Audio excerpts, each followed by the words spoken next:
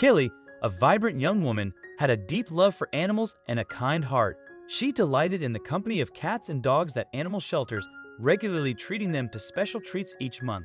After her parents' passing, the 24-year-old had to halt her college studies and began working as a waitress to support herself. Despite her modest income, she managed to save a little each month, which she happily spent on treats for her dogs. Seeing the joy in her furry friends' eyes as they enjoyed their treats was her greatest pleasure.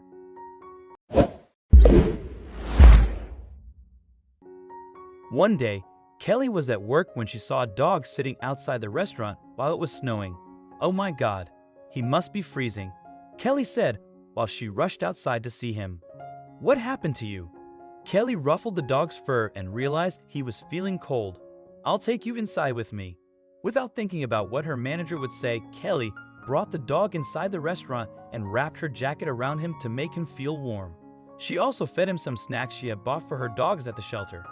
While she was feeding her new furry friend, her manager, Luke, who also owned the restaurant, stood in front of her and folded his arms on his chest. "What do you think you are doing here?" he asked sternly. "This dog was freezing in the snow outside, sir," Kelly explained. "I brought him in to make him feel better. Is this what I hired you for?" Luke asked angrily. "No, sir. But I'll drop him at the animal shelter, sir. Don't worry," Kelly assured him. "I don't care what you do with this dirty street dog," Luke snarked. "You're fired. Don't bother coming to work tomorrow." Kelly was shocked that Luke fired her because she saved a dog from dying. She desperately needed a job to make ends meet, but it seemed like she had to look for another one now. "I'll make sure other restaurant owners don't hire you," Luke yelled. Kelly looked at him in disbelief. "I'm sorry, sir," she apologized. "You don't deserve to be trusted. I'll use my contacts to ensure no one hires you," he shouted. "No one." Later that day, Kelly dropped the dog at the local shelter and walked back home disappointed. She lost her job when she needed money the most and had no idea what she would do next. "I'm sure no one will hire me as a waitress because of Luke," she said. "He has a strong network in the industry." The next day, Kelly woke up and visited the nearby animal shelter. She thought spending time with animals would make her feel better. While she was playing with the dogs, the manager told her about a job opening. "Kelly, do you know someone who would like to work here with our dogs?" he asked. "We offer a generous salary for this position and a few benefits too." At that point, Kelly thought fate was giving her a chance to work again. Later that day, Kelly returned home smiling because the animal shelter manager had hired her for a full-time position. She didn't have to worry about looking for a job anymore. However, she had no idea that her new job would make her meet the man of her dreams. A few days after Kelly started working at the shelter, she noticed a handsome man who volunteered there frequently. One day, she approached him and told him she worked there. "I see you come here every weekend," Kelly smiled. "What's your name?" "I'm Simon," the man said. "I think spending time with these cute dogs heals me internally. It helps me distress after spending 5 days a week at my workplace." Soon, Kelly and Simon became friends.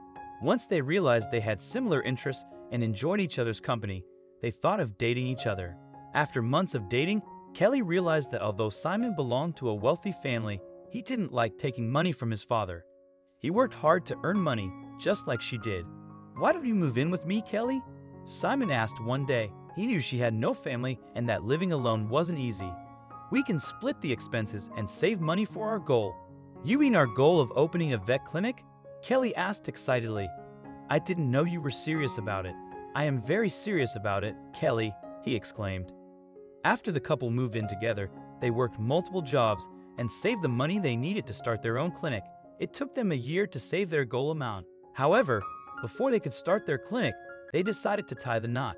Kelly didn't have a lot of guests from her side except a few friends, while Simon invited his parents and friends from school and college. The couple got a surprise on their wedding day that changed their lives. Simon's father announced that he would provide funds for their new clinic as their wedding gift, which meant they could now open a much bigger facility. "Thank you so much, Dad." Simon hugged his father. "I've never taken money from you, but I will accept this amount because you are giving it to us as our wedding gift." "Yes, thank you so much," Kelly smiled. A few weeks after their wedding, Kelly and Simon began hunting for a space they could buy for their clinic. While Kelly was going through ads online, she found one from her ex-employer. "Luke is selling his restaurant?" She looked at her laptop screen with eyes wide open. I think I should tell Simon about it. After Kelly told Simon about the restaurant, he went there to talk to Luke and learned he was selling his restaurant space because of unprofitability. Once Simon negotiated the price a bit and Luke agreed, he made a deal and promised to transfer the money the next day. Thank you for buying my restaurant, Simon, Luke smiled. I have one request. Sure, what is it? Simon asked. Well, my financial situation hasn't been the best these past few months, Luke explained. Luke thought Simon bought his restaurant because he wanted to open his own. The man had no idea that Simon wanted to open a vet clinic. Sure, Luke, Simon said. I think you will be a good fit for the administrator role at our clinic. Your clinic? Luke asked. I thought you were opening a restaurant. My wife and I have decided to open a vet clinic, Luke. This is our dream project. You're going to spoil this place. Luke yelled. I built this place with so much effort, and you're going to reconstruct it and put animals here? That's insane. Simon gave him a surprised look because he wasn't sure why Luke was angry. Are you sure you want to sell this space to me? Since Luke was bankrupt and needed to pay debts, he had no other option except to sell his restaurant and work in the vet clinic as an administrator. I'm sorry, Luke said. I want to sell my restaurant and work as an administrator here. It's a deal. On the first day of work, Luke arrived on time at the vet clinic. He was sitting at his desk when he suddenly saw a familiar face in the corridor. Hi, Luke. Kelly smiled at him. Kelly? He gave her a confused look. Yes, it's me. I worked at your restaurant as a waitress, Kelly said. But it looks like the tables have turned. Remember what you told me on my last day? She asked him. Is she my boss now?